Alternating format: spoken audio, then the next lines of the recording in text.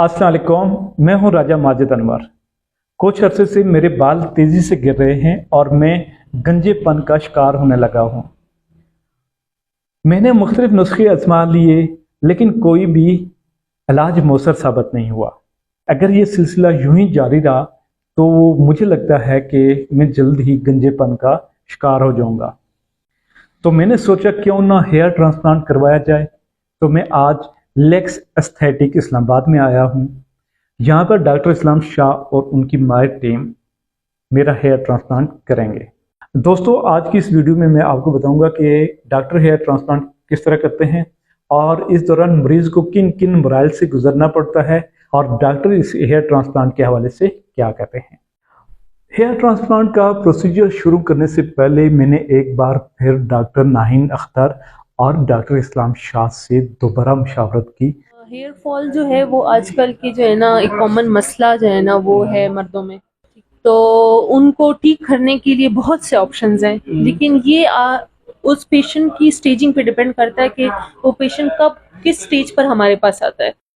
अगर उसकी ऐसी कंडीशन है कि जहाँ पर हमारे पास जो बाकी ट्रीटमेंट्स हैं उनका कोई रोल नहीं है वहाँ पर, तो फिर हम उसको ट्रांसप्लांट की तरफ लेकर जाते हैं।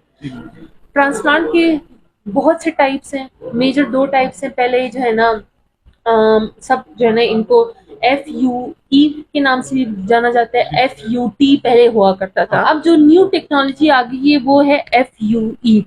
FUE में हमारे पास इंस्ट्रूमेंट ही ऐसा होता है कि वो it is like just like this pen की तरह। ठीक है, वो पेन की तरह होता है। वो हम जो है ना उसी तरह जो हमारा डोनर एरिया होता है उसमें पंच करता है वो, और पंच से वो ना आपके हेयर रूट्स के साथ निकाल देता है। हम वो हेयर को कलेक्ट करते हैं सारा और फिर उसको डायरेक्टली आपके लगा देते हैं। तो वो उसकी हीलिंग टाइम बहुत जल्दी होती है। आपका डोनर एरिया भी बहुत सेफ होता है, वापस आपके बाल दोबारा रीग्रोथ हो जाती है। मेरा नाम है डॉक्टर इस्लाम शाह और मैं director Luxe aesthetics and hair transplant centre G84 Islamabad में ये हमारा क्लिनिक वाक़ है कि आपके अपने हेयर फॉलिकल जो है, जो कि डोनर एरिया से हम लेते हैं, और आपके जो रिसिपिएंट एरिया है, बाल्डनेस जिधर है, जैसा कि क्राउन है या फ्रंट है, उस पर हम लगाते हैं। जो ऑक्सीपुट में हेयर्स होती है मोस्टली ये बहुत स्ट्रांग होती है और लाइफ लॉन्ग होती है। आपने किसी बंदे को देखा होगा जो गंजापन जिसका शिकार हो रहा है, तो वो फ्रंट से बाल्डनेस शुरू होता है और यहाँ तक आता है, मतलब बैक साइड तक, लेकिन बैक पे वो बाल्डनेस नहीं होता। इवन बहुत ज़्यादा रेयर में केसेस में इस तरह जो है वो महसूस होता है। तो हर वो इंसान जिसको बाल्डनेस शुरू हो जाती है, बाल्डनेस का काज वट एवर हो, एंड्रोजेनेटिक हो, फेमिलियल हो, जो भी हो, लेकिन treatment at the end hair transplant है, क्योंकि ये आपके पर्सनालिटी पे एक नेगेटिव असर डालता है। इवन लोग इसमें डिप्रेशन में चले जाते हैं हेयर फॉल की वजह से, बाल्डनेस की वजह से। आपको सोशल प्रॉब्लम्स, ऑफिस में प्रॉब्लम्स होती हैं। जितना भी अर्ली आप डिसीजन ले ले, मतलब 40s में आप डिसीजन ले ले, 30s में ले ले हेयर ट्रांसप्लांट की, अगर आपको ज़रूरत है तो वो सबसे बेस्ट होता है। उसमें सक्सेस रेट जो है ना वो ज़्यादा हो जाता है। बिलफर्ज कोई बंदा है वो 60s या 60s के बाद टाइम डिसीजन लेता है कि यार मैं हेयर ट्रांसप्लांट करना चाहता हूँ, तो ये नहीं है कि उनमें हेयर ग्रोथ नहीं होगा, हेयर ग्रोथ ज़रूर होगा, लेकिन वो जो परसेंटेज है ना रेशो, वो बिल्कुल कम आएगा। तो मेरा सबसे फर्स्ट एडवाइस आप लोगों को ये है कि जैसा ही कोई बंदा ये फील करे कि बाल्डनेस शुरू हो गया, इसके अपने ग्रेड्स होते हैं ना, ग्रेड 1 से 7-8 तक होते हैं।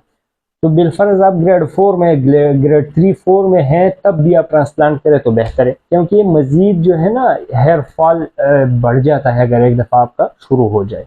और दूसरा जो रिवर्सिबल काजेज है, जो हम तशखीस कर सकते हैं, जिसका ब्लड टेस्ट होते हैं, हार्मोनल लेवल होता है, हिस्ट्री होती है ना, जेनेटिक फेमिलियल, तो उसको भी आप बेहतर बना सकते हैं। उसके लिए भी आपने उस बेहतर बनाने में काम करना होगा।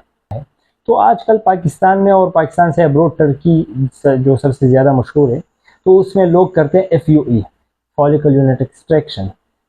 ये तरीक़ा सेफ़ है, कॉम्प्लिकेशंस नहीं है।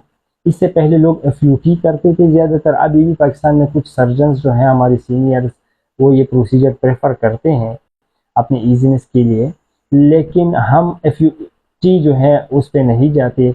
मेरा पर्सनली ये एडवाइस होता है हर बंदे को कि आप FUE पे चले जाएं। इसमें हम आपके डोनर एरिया से हेयर फॉलिकल लेते हैं और उसको हम एक स्पेशल सोल्यूशन में क्लियर साफ करके फिर फ्रंट पे जो स्लिट्स बनाते हैं, जो बाल्ड एरिया है उसमें एक एक करके लगा देते हैं। तो इसका जो एडवांटेज है प्रोसीजर का वो ये है कि ये लोकल एनेस्थीसिया पे हम करते हैं, इसकी कॉम्प्लिकेशंस नहीं होती like severe bleeding, excessive bleeding हो या स्कार फॉर्मेशन, ये नहीं होता। इसमें आपको कोई भी जो है ना वो पैचेस नज़र नहीं आएंगे।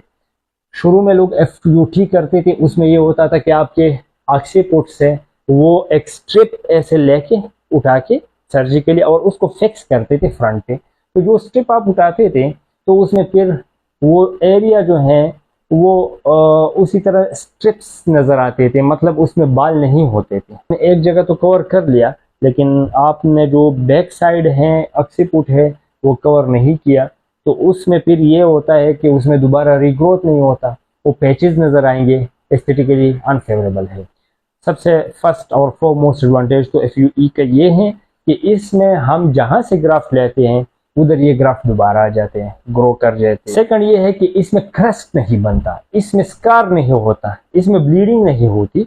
अच्छा, दूसरी जो प्रोसीजर है ये हम लोकल एनेस्थीसिया भी करते हैं, मतलब हम लोकली नम करते हैं, छोटे सिरेंजेस से इंजेक्शन लगाते हैं, लोकल एनेस्थीसिया ज़ाइलोकेन, और उससे ये नम करते हैं। तो आपको प्रोसीजर के दौरान पेशेंट अवेक होता है, जाग रहा होता है, बातचीत कर रहा होता है, अपना फ़ोन यूज़ कर सकता है।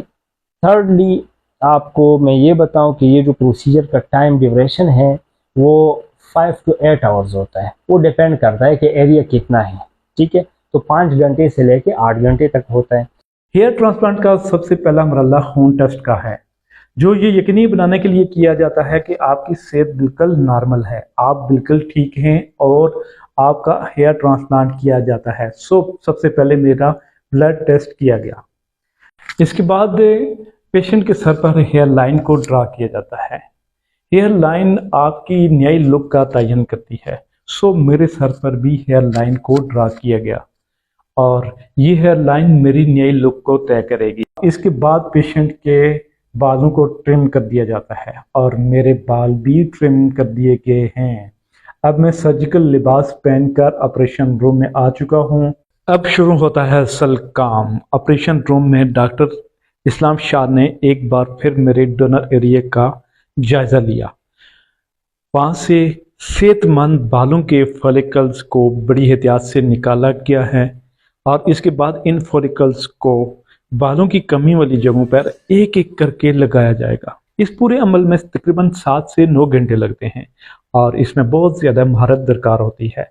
हर बाल को दुरुस्त तौर पर जिल्द में लगाया जाता है ताकि वो कुदरती तौर पर बढ़ सकें।